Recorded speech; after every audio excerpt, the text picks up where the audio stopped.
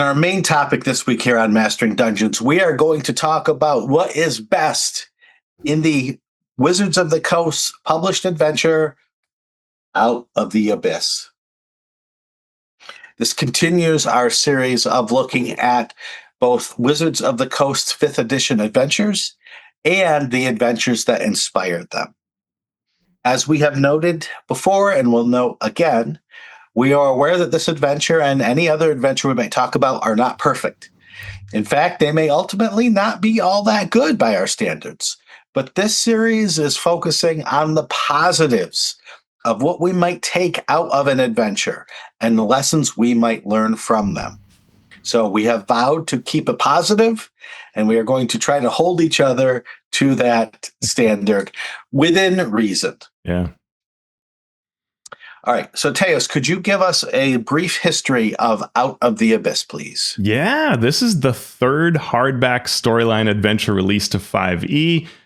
It covers the same levels as Tyranny of Dragons and Princes of the Apocalypse, which is levels 1 to 15. This came out in September of 2015. Boy, it feels both like a million years ago and yesterday.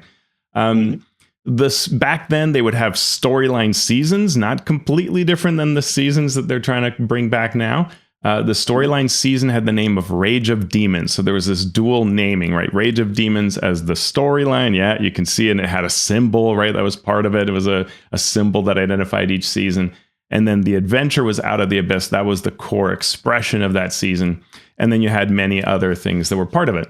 One part of that, and I should say the season ran from September through about March 2016.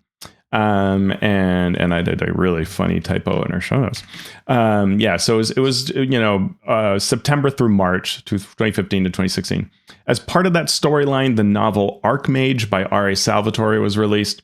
And there are many events in that novel that appear in this adventure. The sort of foundational story about it, and Gromp, Brian Rand, all that appears in this. You can see expressions of it in lots of places. The Neverwinter MMO covered it. You know, they put demonic portals all over various maps and things like that. And continued over time to collaborate with the events that came out of these novels and later novels that he's provided. The Adventurers League had a season, and I don't know to what extent we said this in our last two shows, but each of those seasons had an Adventurers League season. And here again, there was this idea of demonic incursions impacted the areas of the Forgotten Realms where play was based, and sort of seeing that expression of it. There was the video game Sword Coast Legends. It didn't do particularly well, but it tied into this. WizKids had minis. Gale Force 9 had a DM screen, all kinds of other licensed products. And like the first two adventures, Out of the Abyss was written in partnership with a third-party publisher. In this case, Green Ronin was the partner. And you get a list in the credits of all of the folks that worked on this. And there were probably 8 or 9 from Green Ronin, and then several from Wizards of the Coast as well. So this was definitely a joint project where the presence of the D&D team can be felt strongly through the writing, through the plotting, through the art, etc. Chris Perkins writes a foreword and an afterword for this adventure.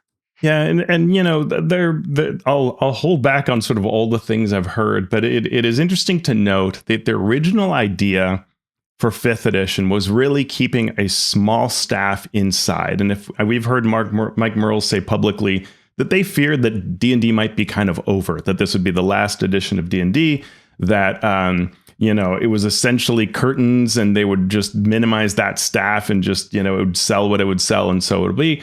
And part of that strategy was, well, we're not going to make enormous products. We will instead work with others to do it. And what they found was that's a lot of work too. And you can sense that in this product, because as much as Green Ronin was the partner, you can read Chris Perkins' voice in all kinds of places here.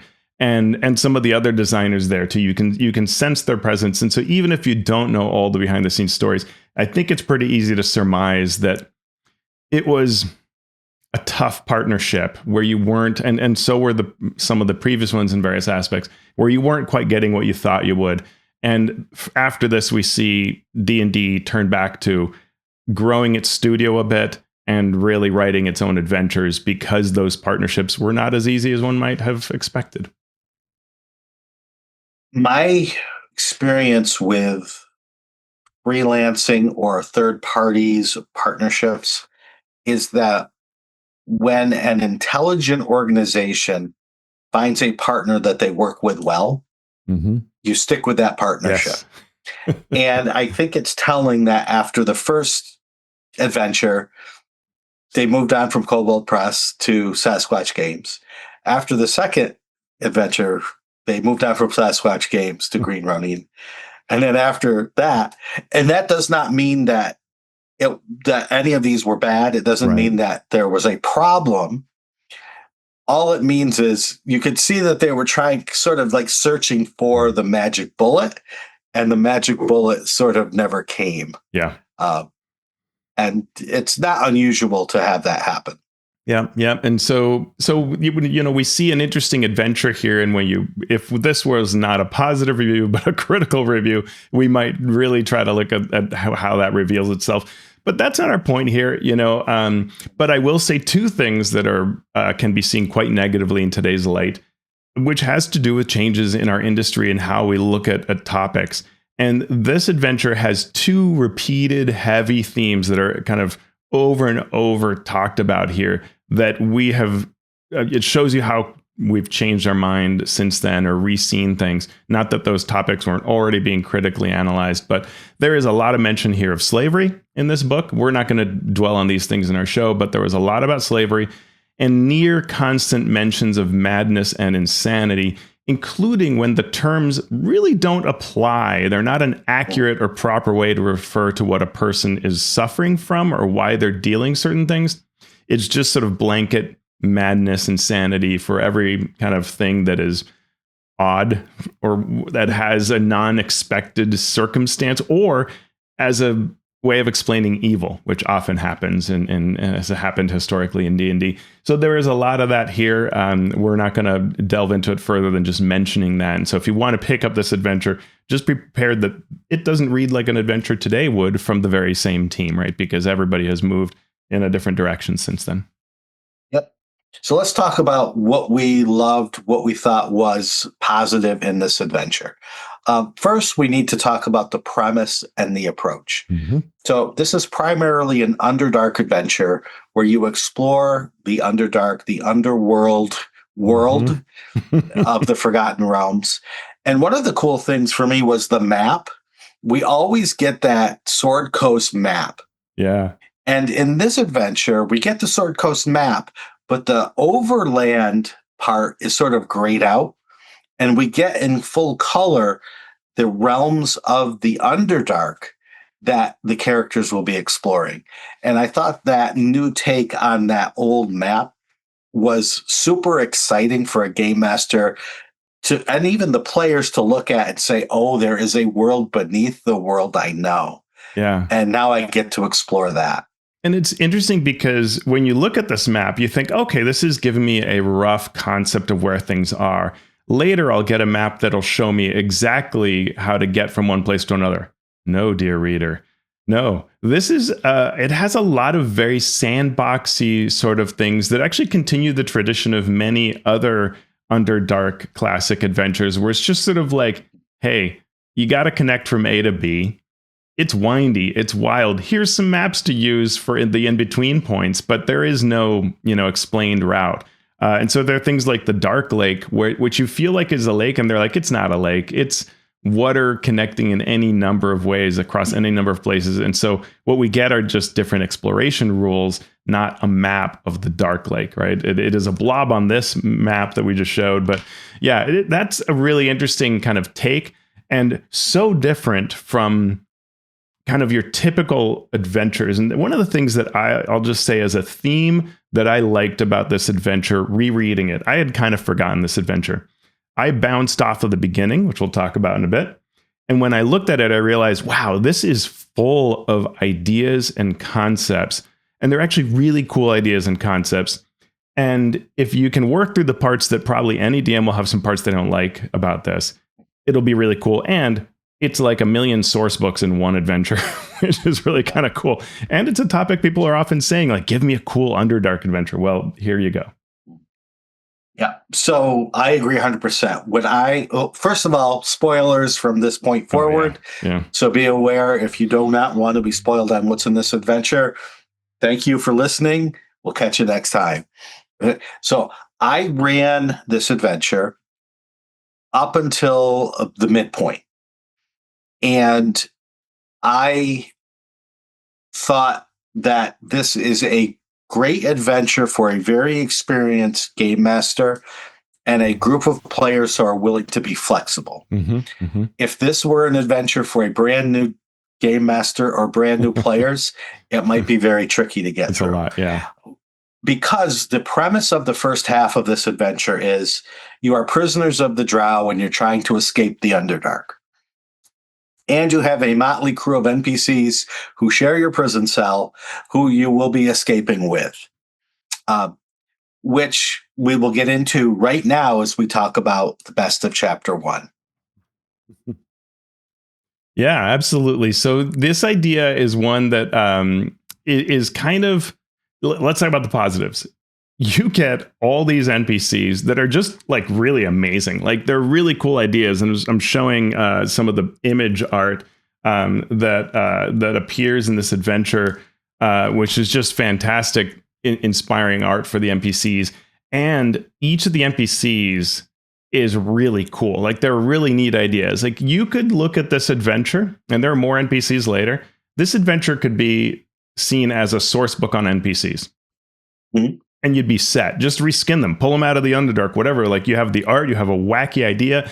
It's great. And the NPCs are, some of them are, have succumbed to the demonic influences that are already in place, but you don't know exist yet at this point in the adventure. Some of them just have regular agendas. Some of them are just plain old helpful. There are all kinds of, there are things like a gelatinous cube personage and were-rat Zwerfneblin, just any number of interesting concepts here. And so really fun ideas with a lot of surprises that'll play out over time, but you get a lot of them. And so you've got to, that's one of those things that is an uphill battle for the DM.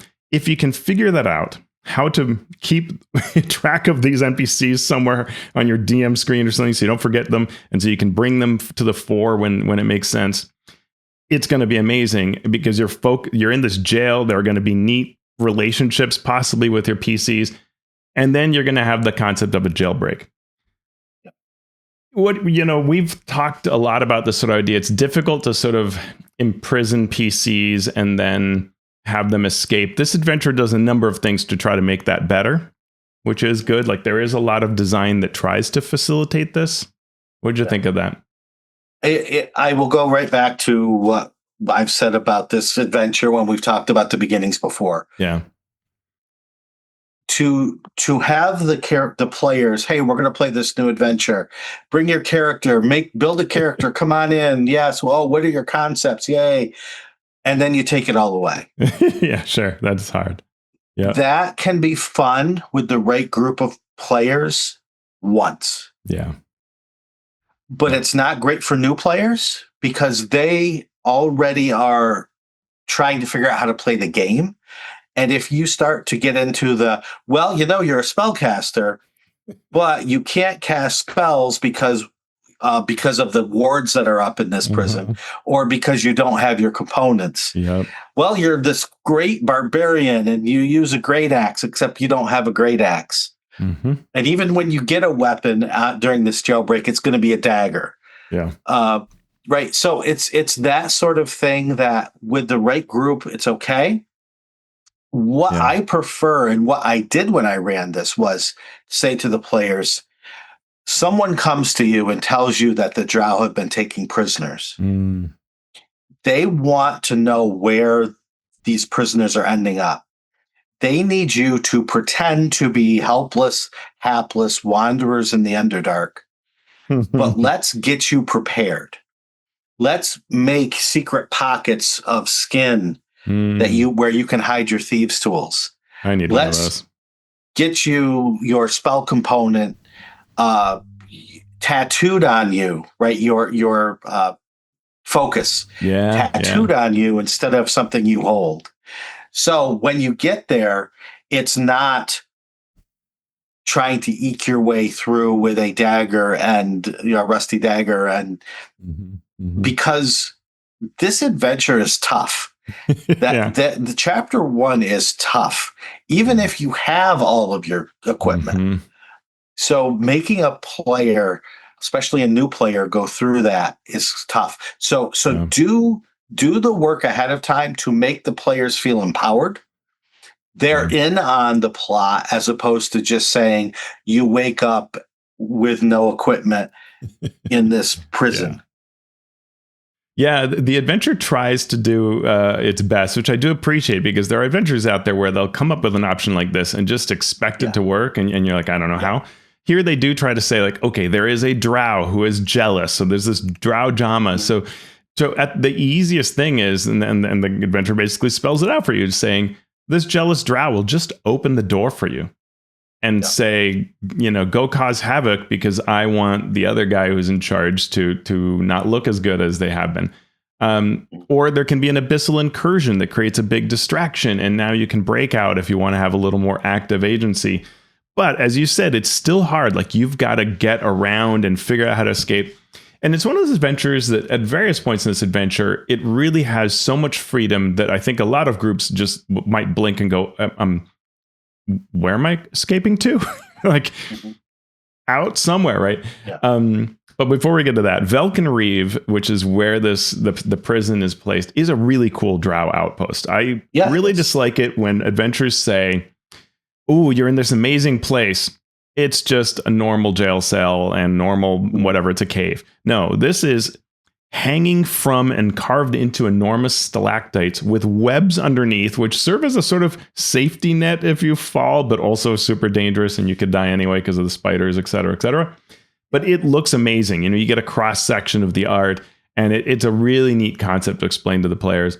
Everything has a super strong Underdark theme. The drow part is really, you're drenching in that. And then there's this tiny bit of demonic chaos that's starting to peek its head here and there that you can start to react to. But the chapter is going to end with you escaping and having to decide where to go. And that's where these various NPCs, some of which you may have, as a DM, killed off. Some you just might get rid of for whatever reason, or the characters may reject. But you're now traveling with this other band of escapees, and they have various ideas for where to go for various reasons. And you'll probably go to one of them, which is then the next few chapters. And that is where these NPCs as a tool for the dungeon master become so important, because you don't have to use all of them, but you can have those be a proxy for you. If you know that the players or the character, if the players would have a good time or the characters would tell the best story by going to this place, you just push that NPC forward and saying, I know where we can find refuge for a bit. Let's go to this place. And that helps. The other thing is, an adventure like this, where everything is supposed to be so deadly and dangerous, you can just have NPCs die one after the other, right? Every session, somebody dies. So you can show how dangerous it is without it being the characters that are the victim of that. Yeah. And in chapter 2, we get, really an amazing source book. We get systems for travel, systems for encounters, example terrain, example monster encounters, showcase drop-in encounters. You think you're reading part of the adventure. Like, no, this is just an encounter that you get to throw in there. The jailers are pursuing you. There's a tracking system for seeing how that pursuit is going based on your travel pace. So it ties into this, into the core rules for exploration. And I think of all the 5th edition books, no book has done as good a job as Out of the Abyss at trying to use the core rules. A lot of books are guilty of seeming to just forget that core rules exist. And you're like, does anyone remember that downtime exists? Does any, or existed? And this is an adventure that periodically says, hey, you can craft this during downtime. Or, hey, when you use the NPC reaction rules, here's what you can add to that, right? It does that throughout the book. And so we get all kinds of things. Special fungi in the Underdark, strange glowing magical energy known as Fezris, ideas for downtime crafting, much more. But Shawn, it is a lot to figure out. It is a lot to figure out, but Teos is absolutely right that it's an adventure that tells you how to use the adventure, Mm-hmm. which is sometimes lacking, but here it is right up front. And I know as I was running it, my group wasn't the most excited about exploration.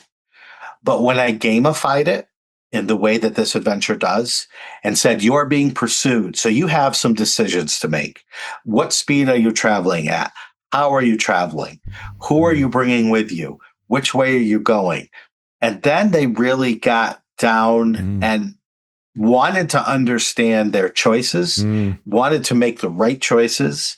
And it made that exploration really fun. It was more work on my part than I normally would do, but I think it was worth it to highlight what this adventure could bring to the story if we followed it. Yeah, no, that's awesome. That's great. So then chapter 3 is the Darklake. And this is, we could have gone in different orders, but one of the possible expected places you can go to is the Darklake. And this is really great, right? A lot of times when designers set up an adventure place, they treat it as sacred and static, and you get to visit it, see that glorious vision, and then they must leave and nothing changes. Not this place. This is a place that's going to get destroyed at the end of the scene. But you don't know that. You come in and depending on your interactions on the way in, you may befriend a group and agree to pose as being sacrifices to a faction that is starting to take over in this Kuo-Toa city. And you may be the willing pretend sacrifices to this faction that is demonically impacted. Or you might be not agreeing to be sacrifices, and they capture you and force you there anyway, and then you get to break out in the chaos. And this chapter is also Shawn, Chris Perkins pulling our collective legs and forcing us to. It reads like April Fools, which happy April Fools, by the way, Shawn. Oh, thank you. Yeah, we get names like Slubluda, Bloopine, and so on and so on. Glue Gog. And I want to talk about the Darklake because this was one of the most fun sort of sessions that I've had as the characters are trying to take this raft that they built with all of these strange NPCs on it. We've lost a few along the way, but right. And they're going through this dark lake, which again is not just a single lake, but it's a network. So they have to navigate. They have to be on guard versus things, but they don't want to have bright light showing because they're being pursued. And it was so fun to have these adventures, have these combats, have these encounters taking place on this raft. It was one of the most fun sessions I've run, I think, in a long time. And then, as you said, when you get to the town, just absolute chaos as the characters are trying to navigate the wishes of all these NPCs, plus the Kuo-Toa, and then Demogorgon shows up. And it's just absolute chaos. Yeah, people are always like, how do you run an encounter with low-level characters and a super high level? This is how you do it, which is this Demon Lord is just absolutely wreaking havoc. Yeah. And I just realized that we never gave the whole backstory to this. Oh, why this is all happening, which is sort of important. And this is fine to do it here because we have been true to the characters, this is the moment when probably the characters go, wait, Demogorgon, in Stranger Things mode. And the answer is yes, Demogorgon. Because why don't you tell us what's going on? Well, my players were like, "Oh, look, it's an aspect of Demogorgon. Let's fight it." And I'm like, "So to be clear, give me a religion check. Oh, you got a 2? Well, guess what? You still know that this is not an aspect of Demogorgon. This isn't like some Demogorgon minion. This is Demogorgon. This is it, and it is attacking, and it is just picking up people and putting it into their mouths, right?" And so the whole premise of this adventure is that the demon lords of the abyss have been jettisoned from the abyss by love. Yeah. And they are now stuck in the Underdark, and you are stuck in there with them. Yeah. And specifically, a Drow wizard has been tricked into creating this ritual involving the Fezres that's spread all throughout. That has caused all these demonic portals to show up, dragging the demon princes in, which was Lolth's secret scheme. And even Gromf by Enrid didn't realize that. And so the reality is the Drow know a little bit, that some of them know that they're culpable, but nobody really has figured out what's going on. And the characters have just stumbled into this as it's starting to really happen, right? Which is really interesting. So this is the first, oh my gosh, moment of what are we doing? So it's not fighting Demogorgon, it's escaping from Demogorgon as the Demon Lord just absolutely lays waste to this city. Yeah. So now the characters are trying to escape not just the Drow who are still hunting them, but demon lords right and left. Amazing. Yeah. And which is a lot, right? And so that's where you get into the, a certain type of DM will go, that's more than I want to deal with. And others will go, this is incredible. I want this so badly. And so it'll vary. But now we go into other places, and it begins, again, this is not the first place you might have gone to, but it's probably one of the first.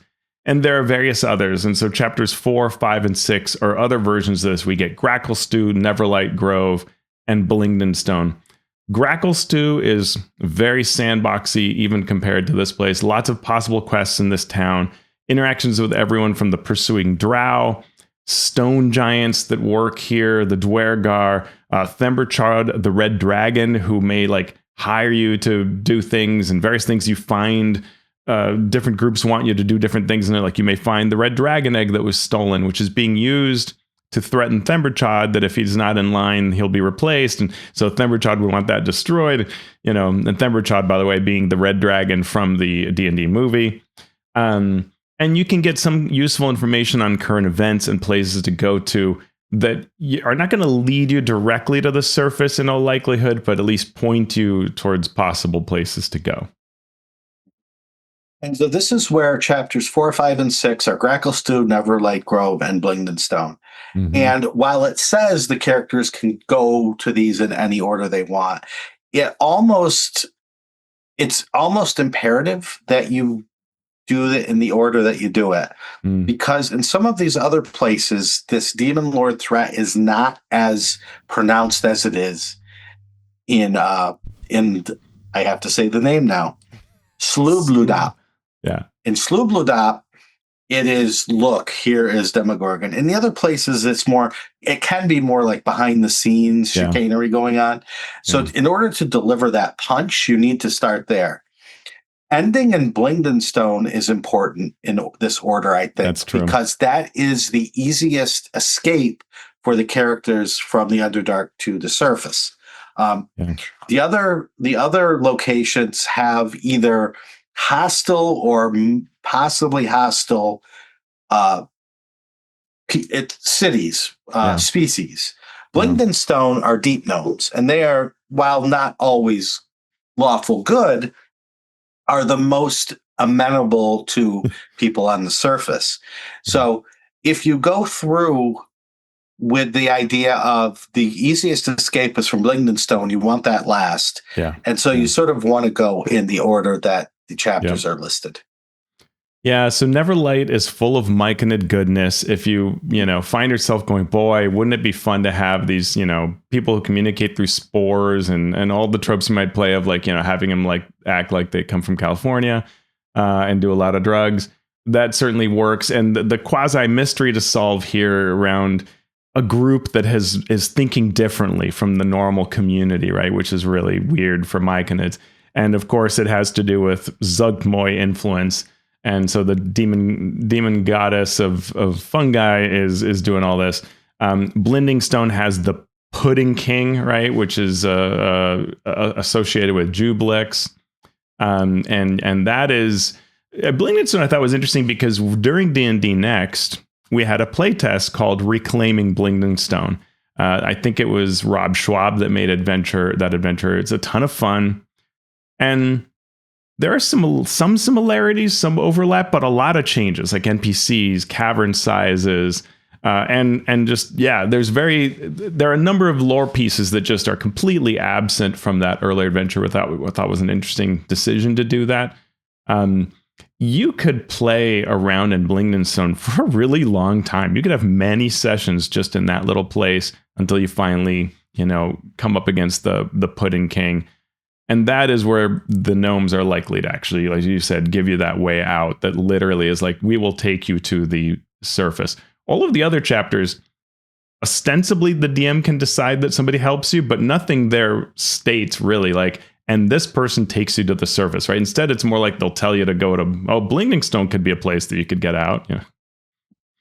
Yep. Mm-hmm. And so if we've played these in order, we get to Blindengstone.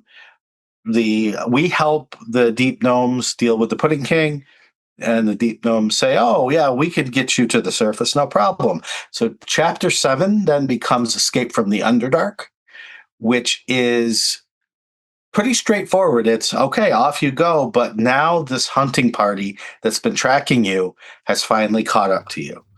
So you can play it like a chase scene or a fight. Some of the NPCs at this point, most of whom are from the Underdark, will likely want to remain in the Underdark or try to find their way home if you haven't already delivered them to their home. But there is an expectation that you will follow one NPC who will want you to go to Gauntlgrim. So you deal with the escape in Chapter 7. Chapter 8 is all about the characters getting out of the Underdark, resting, and then getting dragged right back in. Because you are going to meet Brunar Battlehammer, which may be cool for some players who are fans of a certain Drow elf ranger. The demonic problems that have been pretty much contained to the Underdark might be spreading toward the surface. So the council has been convened, and you are asked to convince them to help, and then lead any allies or NPCs that the groups pledge to this expedition back into the Underdark. This is another case where, like, we get 4 pages on what it's like in Gauntlgrim. It's like, it's like a mini source book on Gauntlgrim. It's really kind of incredible. And then we get actually breakdowns of all of the factions, right? So the Harpers, the Order of the Gauntlet, the Amber Enclave, they all show up again, and you get to sort of influence them. So it's another of those alliance situations, but different than before. Here you really are kind of pleading on behalf of Bruenor that to take this Underdark threat seriously, that it will eventually bubble up to the surface. You do not want demon-infused Underdark and all of them running, because they will go to the surface eventually. And so you're trying to convince them. And what do, Shawn? They give you NPCs to come with you, which I thought was so hilarious. They give you more than NPCs. They basically give you an army if you if you're doing your job well, right? So now this is where I asked my group, do you want to keep going this adventure or not? And they were loving the adventure. They did not want to go back into the Underdark, which is what but Iteos is holding up here, some stat blocks for NPCs. Yeah, like they give you a shield garden and, giant riding lizards and all sorts of stuff. And it is, I think, it's a bit much. And there is an early encounter, one of the early encounters when you go back down to the underground, where they do really face the, like, you're approaching with an army. Here's the Drow come out to sort of prevent this because they think you're attacking. And then all the other encounters sort of forget you have this army, which I thought was kind of interesting. But it's a fun concept, and the way I'd look at it positively is the adventure gives you the ability to play off of this. It also gives the ability to sort of downplay off of it. And you get that decision. And it does sort of say, like, if you want to, you don't have to go back into the Underdark and deal with this threat. But if, that's what's on the table if you want to do it. Okay. Yeah. So that leads us to Chapter 9, which is Mantol-Derith, which is a neutral outpost where Drow, Duergar, Sturfneblin, and surface dwellers can meet and trade without fearing for their lives. And this is the place where you begin to take, it's not quite a fetch quest, but it is a fetch quest, which is we need to know what's going on. There's this stone giant library that we've heard of, but in order to find it, we need to get this magical ring. And the magical ring, its owner is in Mantol-Derith. So now we've switched. We've gone from we're trying to escape to we are attacking. Attacking might be a strong word, right? But we are penetrating the Underdark again. Yeah. And as we will see, we now get a repeated motif. Before it was the repeated motif of you're trying to escape, you go to a place, there's a problem, generally because of the demon lords, but you solve it and get away.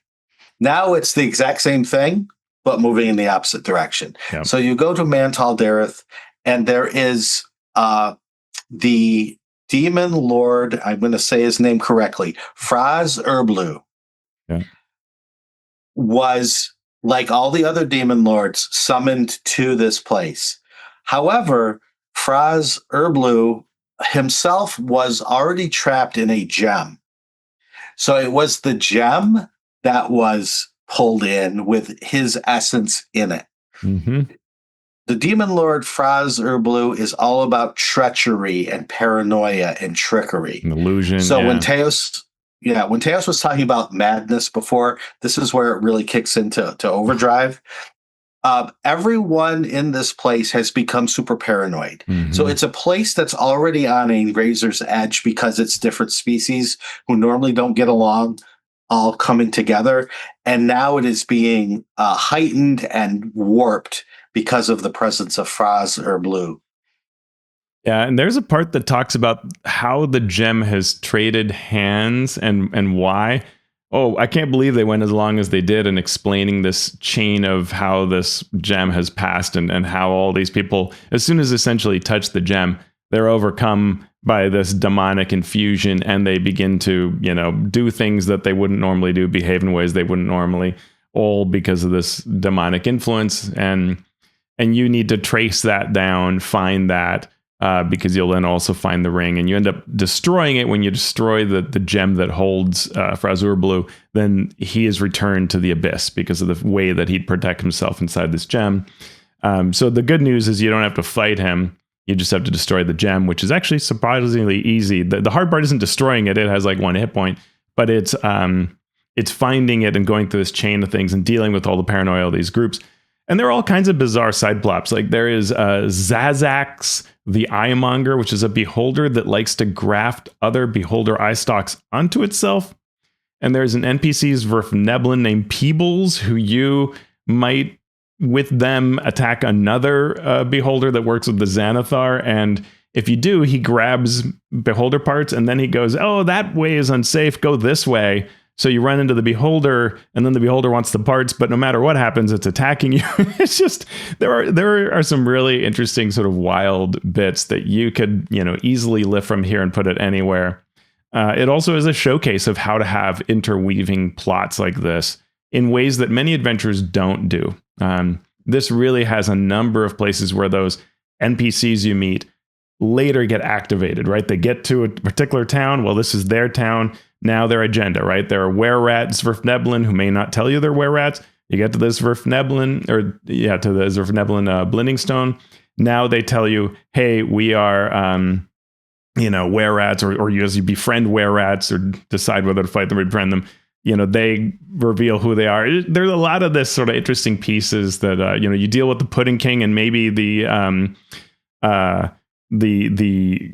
companion who is a gelatinous cube might like protect you and try to push off the other oozes. There's just a lot interesting.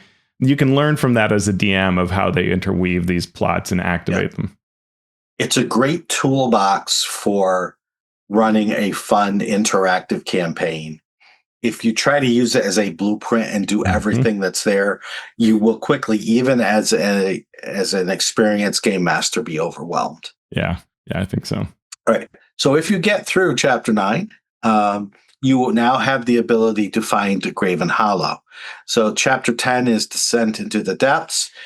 Having survived Mantol-Derith, you move further and further in.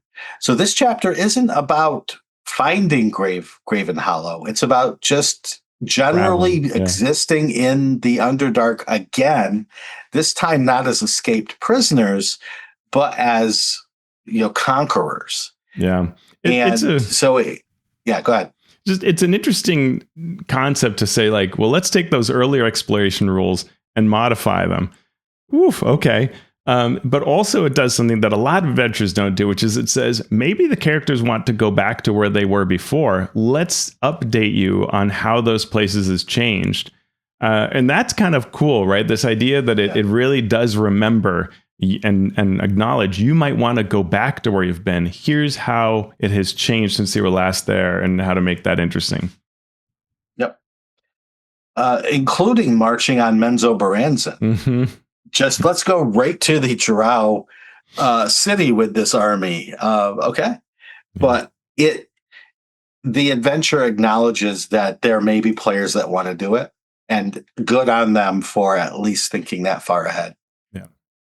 So we get to chapter 11, Gravenhollow. This is a library, a bastion of peace and order in an Underdark that has been overrun by demon lords. It is essentially overseen by 3 stone giants, and it's a chapter on research and plot revelation. Yeah. Right. They do it in a cool way. Mm-hmm. They do it in ways where you can have visions, because these librarians record and maintain the lore of their own kind, as well as the echoes of the past, present, and the future. So this is how do you get plot points across? How do you get explanatory text? Here's one cool way to do it. Yeah. Yeah, and it's an interesting place. I think, these sorts of locations, some people like them more than others. They try to make it interesting with things like when you're here, you're sort of forever here. And so you can run into the almost like ghosts, but it's not about undeath. It's like the remnants of famous people walking around visiting this. So everything sort of somehow stays here. So you can actually, and while they have no combat ability, you can have a conversation with Elminster or Lustril or any of these famous NPCs, and you get a whole list and little bits on them that you can use if and it kind of says like if your players will enjoy this, because not everybody wants to meet Elminster in their adventure.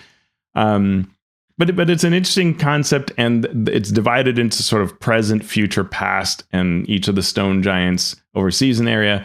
And when you ask a question, then you can get a vision and an answer around that. What I do like is this acknowledgement of there are some times in adventures, especially ones with complicated plots, where you don't know what has been covered. You need to pause and say, and we talked about this on the D20 play show, you need to say, here's what you players and your characters know, and just spell it out. And do you not know something? Well, here's where you can ask a question, and I will make sure you know, because you need to be up to date, because now you're going to, from here on, go to another place and meet an NPC that'll take you to another place to unravel more bits. And it's only going to work if you've got a firm understanding of where we are right now. So we need to do that. And that leads us to chapter 12, Tower of Vengeance. A Drow Archmage, Vizeran Devere, offers the characters a way to deal with this demon lord problem. Mm-hmm. So the characters have to decide, can they trust this Drow Archmage and go along with his plan? If they look to any of the NPCs who are advising them from the surface, they say, yeah, trust this person, which is the adventure's way of saying, this is how we expect the adventure to play out. Yeah. We will give you options if you want to do it another way, but this is the path on which this adventure is going to take you. Yeah. And there's nothing wrong with that. Yeah, it's fine. I think it's interesting. The adventure is sort of so open, and then it goes like, hey, this one plan, that's the way to do it. And Vizeran's plan is basically, I'm going to make a ritual that will draw all of the demon lords to one spot, which they'll make them all fight each other. Then there'll only be one left, and you can take that one down. And then they'll all be back in the abyss, and we'll be good. You're like, okay, that's a plan, sure. It hinges on a couple of assumptions that better be true, but I guess they will be. And of course, then the wrinkle is, but to make this ritual, you need to go gather all the ritual ingredients. So off you go to those places to discover more neat places, have more fun, and then come back and we can do this ritual. Yeah. And so the next chapters are exactly that. Going to the places where the ritual components can be found and finding them, and often running into a demon lord or two along the way. So we have the Wormwrithings of chapter 13, which is a honeycomb of tunnels spanning hundreds of miles in the northern reaches of the Underdark, which is the home of purple worms. And a purple worm's egg is needed to do this ritual. Well, guess who else is looking for purple worm eggs? Drow. So we run into some Drow. We also get on the way a faction of troglodytes that are warring with each other because a magical sword was gained from them defeating some Drow, and the leaders of the two factions both think they should have the sword. Yeah. And for me, I was like, okay, I'm going to use this in a different way. These troglodytes are going. You have demon lords running around. Let's bring in something a little more esoteric than just I want the sword. No, I want the sword. Yeah. Yeah, and it is interesting. I mean, again, there's that interesting showcase of what to do with factions. Like, it's not just one set of Drow hunters that is no, the Drow is related to, there's a familial relationship that you can work off of and gain the favor of the dark hunters.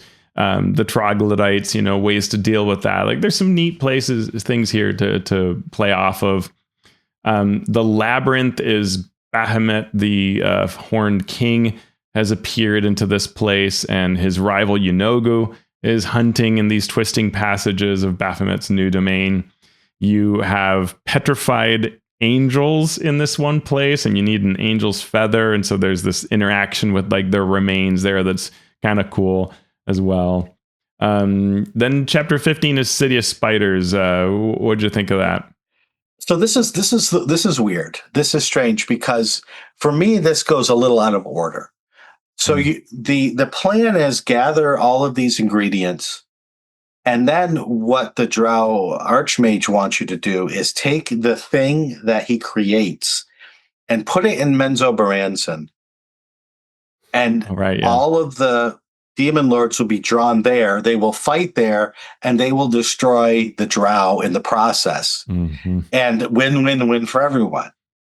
Except it's really for Vizeran, because Vizeran has been thrown out from Menzoberranzan for his various roles, sort of family, the usual Drow family backstabbing type stuff, even linking to the stories, or specifically linking to the stories of Ari Salvatore. And so he thinks it's great if you destroy Menzoberranzan, but then other people, including someone working for Vizeran, will say, that's not the best idea.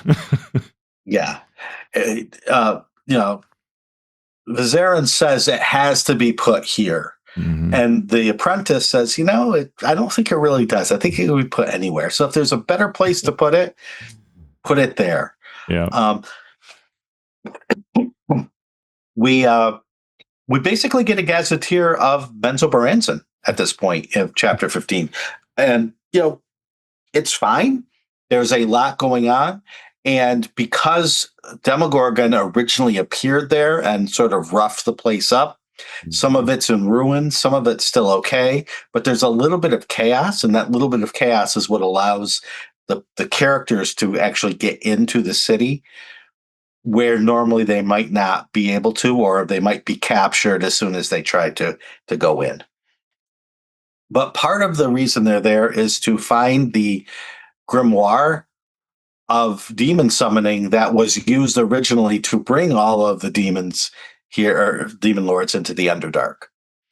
So that's chapter 15 is get into Menzoberranzan, find the book, and get out with the book so that Verazin can finish creating the object that will draw all of these demon lords together. Yeah. Which leads us to chapter 16, The Fettid Wedding. And this is an Yes. amazing story concept. We get some pretty fun art, but nothing as great as the wedding art that appeared later in I think it was maybe in Dragon Plus. I forget where it originally appeared, of Zugmoy with her sort of wedding gown.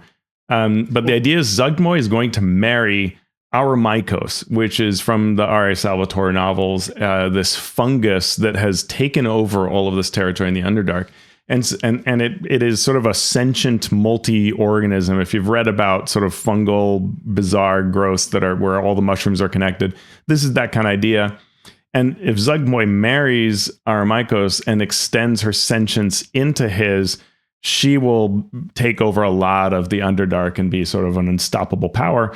So you're supposed to get there. Interestingly, you do it by going through the astral plane to connect with Aramikos, and then you learn he actually doesn't really super want this wedding, which is kind of hilarious. Yeah. Jubilix is going to crash the wedding, and there's this, he's going to try to devour Zugmoy. It's really wild, and this whole thing could be an adventure rather than a chapter. Yeah. But the result is, if everything goes to plan, you will be able to fight a weakened Jubilex, and Jubilex having already fought Zugmoy, and you will have taken out 2 more demon lords in the process. And so again, the chapter itself is long, but the action taking place there is short. I think Teos called it a narrow story with a lot of supporting detail around it, which again, if you are a game master that wants a toolbox rather than a blueprint, this is a great way to get such a thing. Yeah. And that leads us then to chapter 17, Against the Demon Lords.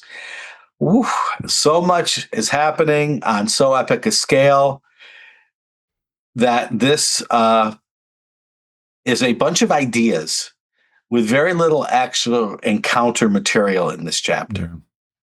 Yeah, and sort of the default assumption is you will Demogorgon is left standing, last demon standing, so now you fight Demogorgon, though there are other demon lord statistics, so you could choose someone else that's there.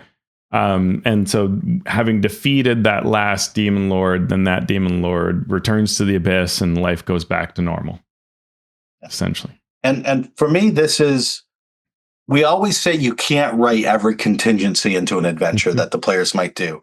This attempts to do that because it's on a campaign level. So it's, what if this? What if that? What if you did this? What if these demon lords aren't there? What if they are there? What if you want to run the demon lords all fighting each other as an actual fight where every player takes a demon lord? Right? There's lots of fun stuff. But it's definitely not a linear, just do this type of content. The players have to decide where they're going to put the dark heart that draws these in. DMs have to figure out how they're going to handle the battle between the demon lords and their minions. The DM has to decide what demon lord survives. The adventure suggests you use Demogorgon, but you could use someone else. What about other aspects, other loose ends? When and where do you tie those up, right? A lot of decisions need to be made. So a lot of work will go into this. But if you've been paying attention as the game master along the way, you should have a list of things that you want to do and a list of things that you could just not worry about dealing with right now. Yeah, it's really an interesting design. It's a bold design. Like this is some adventures you can feel them sort of run out of runway and they just have to be wrapped up. I think this does that a little bit in some of these chapters where there's just so much going on, but it has to be, it has to fit in the space. And so like that wedding chapter, it just ends up being a lot of ideas, but then this focused encounter. This has a lot of that too. But overall, it is a really epic finish. And talking to folks who've run it, it can be really, really very epic and really very fun. It's the kind of adventure probably that, your first time you're figuring it out, if you run it again, you're good at this. Like you really know how to lead towards that conclusion.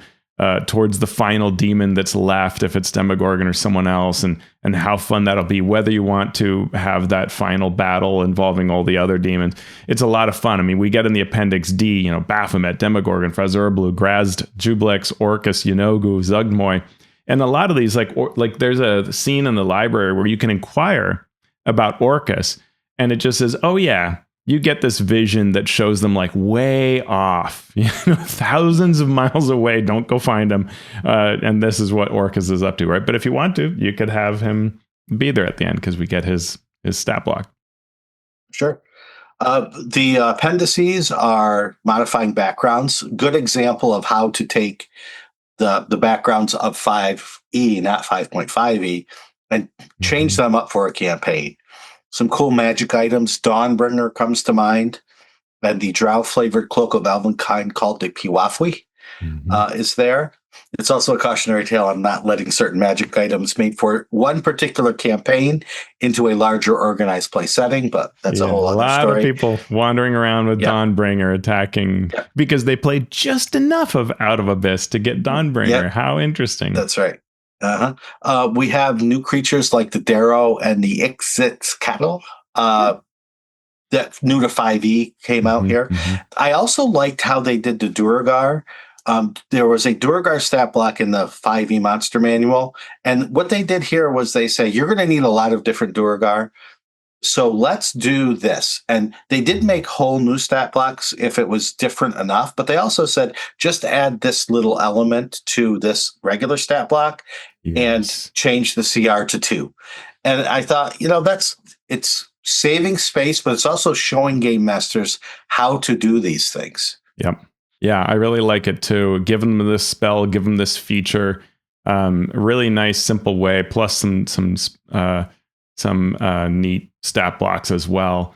It's great stuff, and just things like with myconids. You know, here's some additional spore effects that come from being Zugmoy touched. Right. That's cool and fun, easy to work with. And again, sourcebook wise, if you ever wanted to do like corrupt version of Underdark monsters, you have a number of these you could draw from, right? Corrupt myconids, you know, also you could just run a myconid adventure and say, oh, there's some sort of tainted spore thing. No larger plot, just that. And here are your monsters you could use for it. Pretty cool. Sure. So any final thoughts on this adventure, Teos, before we wrap up? Yeah, I think that I had bounced off of the start. I began to run it as a play test, and when I hit all that, just working with all those NPCs, you know, I just basically turned in this is too many NPCs. You need to have a gentler start for players, and I do think that's still true. But also, they did really neat things with that, and the adventure itself is really fun. It is very sandboxy, something that people often complain about and say, "Oh, Wizards of the Coast should." Here it is. Like, this is, you know, very sandboxy, very open, a lot of different ways things can go. Your DM will learn any number of valuable techniques running this adventure. This is one of these where you're going to cut your teeth on this. You're not just going to run encounters. You're going to have to think and make decisions, and you'll probably get excited by it or stop. So I like this adventure more having revisited it than I'd sort of remembered it. I'd remembered it as something I would have rated pretty low, and now I would actually rate it a lot higher, with the caveat of there's work to be done in this adventure. But I really like the intentionality of it, the humor of it, the neat scenes, and just this is like I think one of the best Underdark source books we've ever had. Better than many that just tried to be a source book. Yeah. This is a good expert level campaign for game masters to see, who maybe have only run shorter adventures, or, you know, only run more linear adventures, to see this and see how it's put together and then learn from that. There's a ton of encounter tables. And even those encounter tables have interesting stories for the things that you might roll. So, you know, it's a good tutorial, if you will, for a game master that wants to step up their game to a much more complex, intricate story in their adventure. Yeah, I wonder almost whether this adventure suffered from being the third, that it may have been at a time when you're still, in fact, acquiring people faster than they'd expected, right? The growth of D&D is happening around now and with the previous adventure. And so to be new and hit this adventure is kind of, oof, that's a lot. And maybe even Curse of Strahd, one could argue that it was a lot. If it had been easier or if this had come later in time, it may have been received better because DMs would want a different challenge, would have already cut their teeth on easier material. And this is where they might go, oh, this was really fun. I really, loved how I could reach more into interesting and different types of adventure running. And this being early on, I think a lot of people might have been like, oh, I've run the starter set and then I grabbed this. And I could just see a DM picking this up and just flipping through it and going, I don't know what to do. What else can I find? Yeah. No doubt. Yeah. After this adventure, we need like D&D Adventures Revisited, right? We need a Tyranny of Dragons Revisited for 5.5. We need Princes of the Apocalypse Revisited 5.5. Somebody get on that. Yeah. Well, and that's a good question for where we are currently with D&D is that, on one hand, 2024 is rebooting and presenting new entry ramps like the Heroes of the Borderlands box set. And so you want a 5e adventure that those new DMs can use as their next step to run, something easy to run. But then you've got other people who've been running 5e for a decade. Yeah. How do you please both camps when they want perhaps very different things, right? Give me something new and exciting that's going to really re-energize me because I've been doing this for a decade, and someone else is give me something easy to run, simple, even keel, hitting all the tropes, right? Because I want the core D&D experience after I ran this starter set. Yeah, sure. Well, thank you for listening out there. Hey, let us know what you think about this adventure right here, Out of the Abyss, and let us know what you think about our take on it. You can contact us in many different ways. And the other thing you can do is support us via our Patreon. We have our Patreon at patreon.com/masteringdnd. And I think maybe in a couple of weeks, we might have a little announcement about the Patreon. Do you think, you think we're going to be ready for that announcement? I think we do. I think it's coming. Okay, so if you've been on the fence about backing our Patreon, now's the time to do it. I'll just leave it at that. That sounds great. So you can help us out by becoming a Master of Dungeons supporter. You can help us out by becoming a Master of Realms supporter. Those wonderful folks get a shout out here in our show notes. Or you could become a Master of the Multiverse. And those wonderful people include the following: Agile Monk of Fantasy Companion Workshops, Keith Ammon of The Monsters Know What They're Doing, Lou Anders of Lazy Wolf Studios, Craig Bailey, Rudy Chainsaw Basso, Dave Bastiensen, Derek the Bearded GM, Steve Bissonette, Merrick Blackman, Bosch John from Duality Press, Calvin Bridges of Alos, Robo Ballin, Kevin Criswell, Dead Inertia DM, Evil John, Evan at Nimbleco, Kevin Davis, Will Doyle, Andy Edmonds at NerdRonomicon.com, James Fisher, Scott Fitzgerald Gray at Insane Angel Studios, Ted and Guyana from Frog Helmet Games, Ben Heisler and Paige Laitman, Simon the Hunter, Sean Hurst, Hyperlexic, the John T. Mantis TTRPG Podcast, Mark and Mary's Gaming Compound, The Mighty Jerd, JR of the Twilight Perspective, J.T. Evans, Brian King, Jim Klingler, Gail Kiermandy, Chad Lynch, Paul Mata, The Mathemagician, Jaron from Mathis Arcanum, Eric Mengi, Anna B. Meyer of Fantasy Cartography, Trey McLemore, Michael, John Mickey, Sean Molly, Falcon Neal, Tom Nelson, creator of the Deck of Player Safety, DT Norris of DT and Dragons, Phil Wirt from the Philadelphia Area Gaming Expo, Philip and Lindsay, Frog Prince at Tentacles Squelching Wetly, Post-Fiction RPG Audio, Ricardo Who Might Adventure, Robert Pasley, Vladimir Prenner from Croatia, Joe Rosso, Ozymandias Rex, Runner Rick, Chance Russo at Drago Russo, Andy Shockney, Krishna Simos, Tim Smith, Spark from Dunnar Games,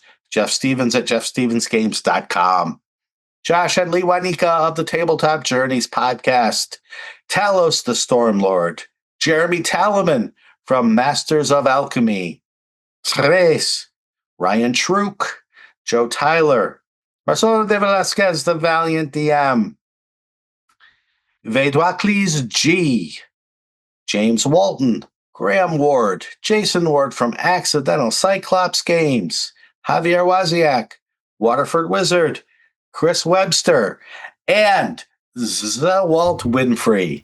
Thank you all so much for your support. Even if you can't help us out via the Patreon, you can also go to Apple Podcast or go wherever you listen to this podcast and give us a review or give us the stars, give us a rating. You can also go to YouTube, which is youtube.com/@masteringdungeons, and see our beautiful faces and give us a like, a subscribe, a comment, whatever. However you want to interact, do it in that way. Teos, where can people find your stuff? Find me at alphastream.org. From there, you can get to my YouTubes and all the other things.